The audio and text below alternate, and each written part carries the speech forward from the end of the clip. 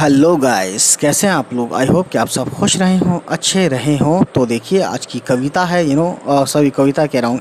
इससे पहले वाली वीडियो हमारी कविता के ऊपर है और ये बुक है रिमझिम क्लास फोर्थ और ये 7th चैप्टर है दान का हिसाब। ठीक है, तो चलिए फिर शुरू करते हैं इसको पढ़ना और देखते हैं इसमें क्या कहानी बताई गई है। एक था राजा, राजा की लकदक कपड़े पहनकर यूं तो हज़ारों रुपए खर्च करते रहते थे। राजा जी है ना, पर दान के वक्त उनकी मुट्ठी बंद हो जाती थी। ठीक है ना।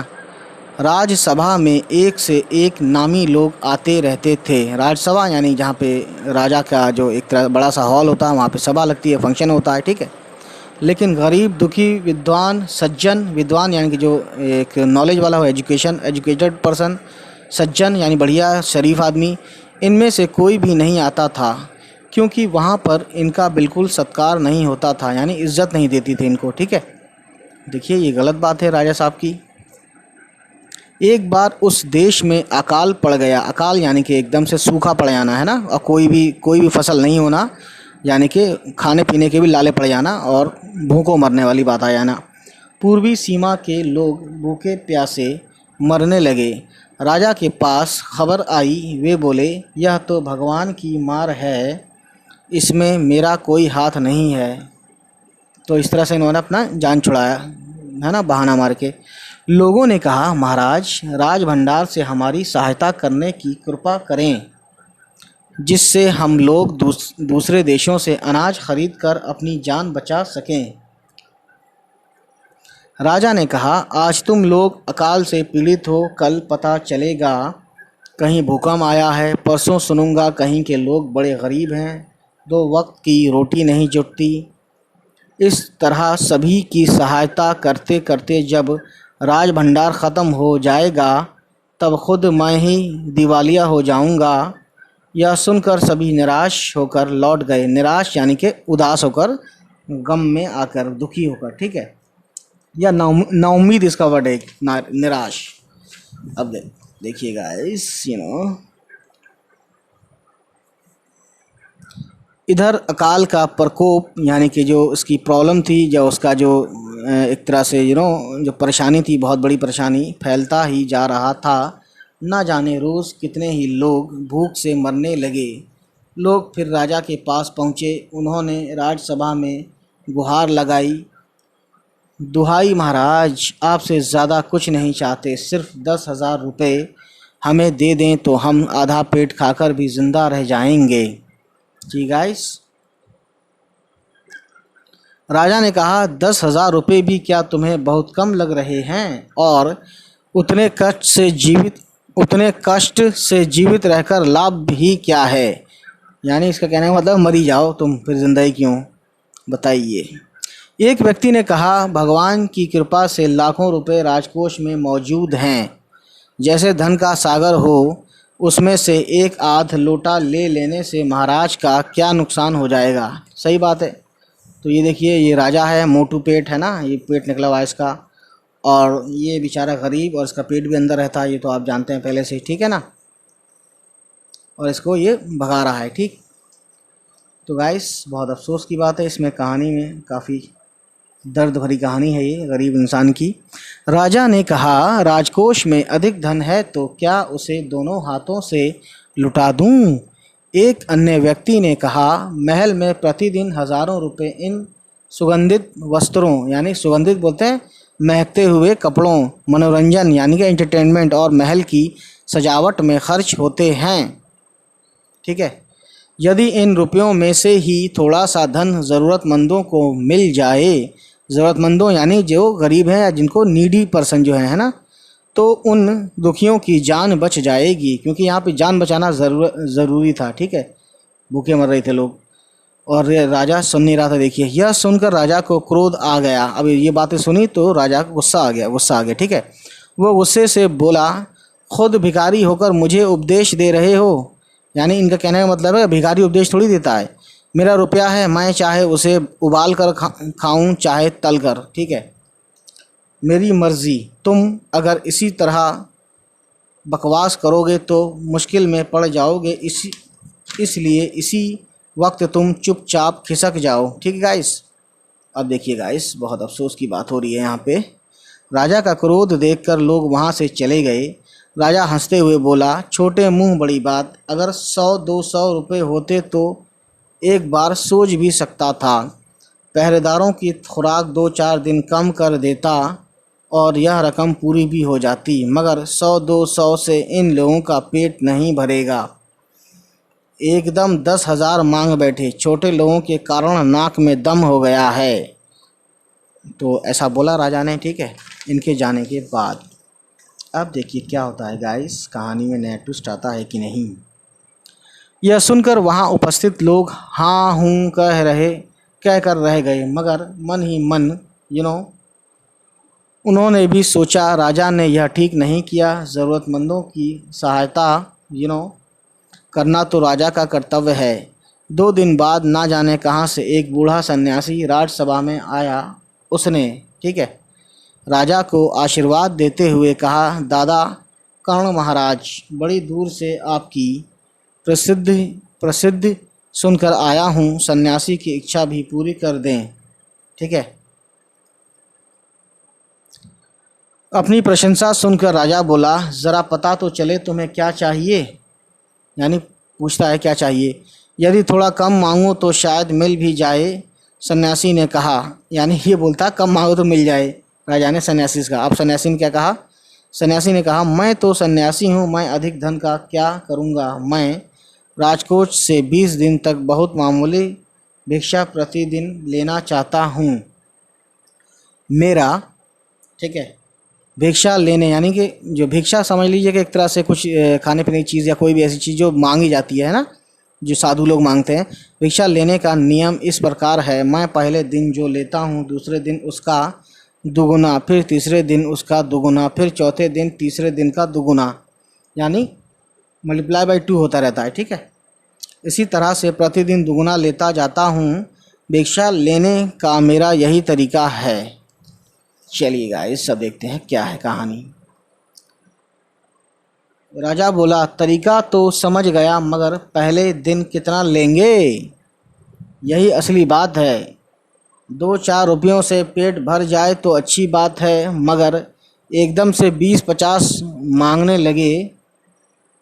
लगे तब तो 20 दिन में काफ़ी बड़ी रकम हो जाएगी। ये देखिए, ये साधु हैं और ये राजा हैं और ये बहुत चालाक हैं, दिमाग लगा रहे हैं, नाक की मट्टी है इनकी। बहरहाल चलिए अब देखते हैं गाइस, बहुत ही ज़्यादा दर्द भरी कहानी है ये और हमें अफसोस हो रहा है इस कहानी को देखकर। सन्यासी ने हंसते हुए कहा, महाराज मैं लोभी नहीं हूँ, आज मुझे 1 रुपया दीजिए, फिर 20 दिन तक दुगने करके देते रहने का हुक्म दे दीजिए। यह सुनकर राजा, मंत्री और दरबारी सभी को जान में जान आई। राजा ने हुक्म दे दिया कि सन्यासी के कहे अनुसार 20 दिन तक राजकोष से उन्हें भिक्षा दी जाती रहे। ठीक है, यानी उन्हें दिया जाता है जो भी वो मांग रहे हैं। सन्यासी राजा की जय जयकार करते हुए घर लौट गया। राजा के आदेश के अनुसार राज भंडारी प्रतिदिन हिसाब करके सन्यासी को भिक्षा देने लगा। इस तरह 2 दिन बीते, 10 दिन बीते, 2 सप्ताह, यानी कि हफ्ता को सप्ताह बोलते हैं, तक भिक्षा देने के बाद भंडारी ने हिसाब करके देखा कि दान में काफ़ी धन निकला जा रहा है। यह देखकर ऊपर करते हैं गाइस, उन्हें उलझन महसूस होने लगी। महाराज तो कभी किसी को इतना दान नहीं देते थे। उसने यह बात मंत्री को बताई। मंत्री ने कुछ सोचते हुए कहा, वाकई यह बात तो पहले ध्यान में ही नहीं आई थी, मगर अब कोई उपाय भी नहीं है। महाराज का हुक्म बदला नहीं जा सकता। ठीक है, इसके बाद फिर कुछ दिन बीते। भंडारी फिर हड़बड़ाता हुआ मंत्री के पास पूरा हिसाब लेकर आ गया। हिसाब देखकर मंत्री का चेहरा फीका पड़ गया और वो अपना पसीना पोंछकर, सिर खुजलाकर, दाढ़ी में हाथ फेरते हुए बोला, यह क्या कह रहे हो, अभी से इतना धन चला गया है तो फिर 20 दिनों के अंत में कितने रुपए होंगे। भंडारी बोला, जी पूरा हिसाब तो नहीं किया है। मंत्री ने कहा, तो तुरंत बैठकर अभी पूरा हिसाब करो। ठीक गाइस, देखते हैं अगले पेज पर। भंडारी हिसाब करने बैठ गया। मंत्री महाशय अपने माथे पर बर्फ की पट्टी लगाकर तेजी से पंखा झलवाने लगे। कुछ ही देर में भंडारी ने पूरा हिसाब कर लिया। मंत्री ने पूछा, कुल मिलाकर कितना हुआ? भंडारी ने हाथ जोड़कर कहा, जी 10,48,575 रुपये। जी गाइस, मंत्री गुस्से में बोला, मजाक कर रहे हो? यदि सन्यासी को इतने रुपए दे दिए तब तो राजकोष खाली हो जाएगा। जी गाइस, भंडारी ने कहा, मजाक क्यों करूँगा, आप ही हिसाब देख लीजिए। यह कहकर उसने हिसाब का कागज़ मंत्री जी को दे दिया। हिसाब देखकर मंत्री जी को चक्कर आ गया। देखिए ये चीज़ चक्कर आ गया और ये गिर गए, देख सकते हैं आप बहुत ज़्यादा अच्छे से। और ज़मीन पे लेटे पड़े हैं, हाथ पैर छोड़ दिए उन्होंने। ठीक है ना, चक्कर आ गया। सभी उन्हें संभालकर बड़ी मुश्किलों से राजा के पास ले गए। राजा ने पूछा, क्या बात है? मंत्री बोले, महाराज, राजकोष खाली होने जा रहा है। राजा ने पूछा, वो कैसे? मंत्री बोले, महाराज, सन्यासी को आपने भिक्षा देने का हुक्म दिया है। अब देखिए दान का हिसाब देखिए। पहला दिन 1 रुपया, दूसरा दिन 1 का डबल 2 होता है 2 रुपया, तीसरा दिन 2 का डबल 4 होता है, चौथा दिन 8, पाँचवा दिन 16, छठा दिन 32, सातवां दिन 64। ठीक है, ये डबल करते जाएँ आप। 2 का पहाड़ा इसमें यूज़ किया गया है, लेकिन इसको पिछले नंबर को जस्ट डबल किया है। 16 दूनी 32, 32 दूनी 64, 64 दूनी 128। ठीक है, फिर 128 को 28 करेंगे, मल्टीप्लाई बाई 2 करेंगे तो 256। नवा दिन में 256 है ना रुपए दिए। इस तरह से 512, इस तरह से 1024। फिर अगली 12वां दिन 2048, 13वें दिन 4096 रुपये, 14वें दिन 8192 रुपये, 15वें दिन 16384 रुपये, 16वां दिन है ना, 16वें दिन था 32,768 रुपये। ठीक है, और 17वां दिन 65,536, 18वां दिन 1,31,072, और 19वां दिन 2,62,144, और 20वां दिन जो है 5,24,288। तो कुल मिला के सब, अच्छा इनको जोड़ा भी गया है देखिए, तो कुल मिला के 10,48,575 रुपये जो हैं देने हैं। आप देखिए गाइस, कितनी अफसोस की बात है। मगर अब पता चला है कि उन्होंने इस तरह राजकोष से करीब 10 लाख रुपए झटकने का उपाय कर लिया है। ठीक है, इस राजा ने गुस्से से कहा, मैंने इतने रुपए देने का आदेश तो नहीं दिया था, फिर इतने रुपए क्यों दिए जा रहे हैं? भंडारी को बुलाओ। मंत्री ने कहा, जी सब कुछ आपके हुक्म के अनुसार ही हुआ है, आप खुद ही दान का हिसाब देख लीजिए। और ये हिसाब यहाँ पे था। ठीक है गाइस, देख सकते हैं 10,48,575। ठीक है, सो गाइस देखते हैं यहाँ से। राजा ने उसे 1 बार देखा, 2 बार देखा, इसके बाद वो बेहोश हो गया। काफ़ी कोशिशों के बाद उनके होश में आ जाने पर लोग सन्यासी को बुलाने दौड़े। ठीक है, सन्यासी के आते ही राजा रोते हुए उनके पैरों पर गिर पड़ा। बोला, दुहाई है सन्यासी महाराज, मुझे इस तरह जान माल से मत मारिए। जैसे भी हो एक समझौता करके मुझे वचन से मुक्त कर दीजिए। जो वचन दिया है ना, सन्यासी का वचन बहुत मायने रखता था उस ज़माने में। ठीक है, सॉरी गाइस, ये पेज फटा हुआ था। अब देखते हैं नेक्स्ट पेज पर क्या है। गाइस, बहुत ही ज़्यादा अच्छे से इसमें कहानी बताई गई है।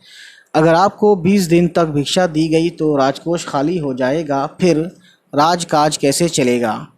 सन्यासी ने गंभीर होकर कहा, इस राज्य में लोग अकाल से मर रहे हैं, मुझे उनके लिए केवल 50,000 रुपये चाहिए। वह रुपया मिलते ही मैं समझूंगा मुझे मेरी पूरी भिक्षा मिल गई है। ठीक गाइस, राजा ने कहा, परंतु उस दिन एक आदमी ने मुझसे कहा था कि लोगों के लिए 10,000 रुपये ही बहुत होंगे। सन्यासी ने कहा, मगर आज मैं कहता हूँ कि 50,000 से 1 पैसा कम नहीं लूँगा। ठीक है, अब बात पलट गई। राजा गिड़गिड़ाया, मंत्री गिड़गिड़ाए, सभी गिड़गिड़ाए, मगर सन्यासी अपने वचन पर डटा रहा। आखिरकार लाचार होकर राजकोट से 50,000 रुपये सन्यासी को देने के बाद ही राजा की जान बची। तो गाइस, पूरे देश में खबर फैल गई कि अकाल के कारण राजकोष से 50,000 रुपये राहत में दिए गए हैं। सभी ने कहा, हमारे महाराज कर्ण जैसे ही दानी हैं। तो देखिए, सुकुमार राय राइटर हैं, सुकुमार राय। तो इन्होंने काफ़ी अच्छा अपना काम किया है इस कहानी में। सन्यासी हैं ये। तो राजा को सबक भी सिखाया गया है और लोगों की मदद भी की गई अकाल के दौरान।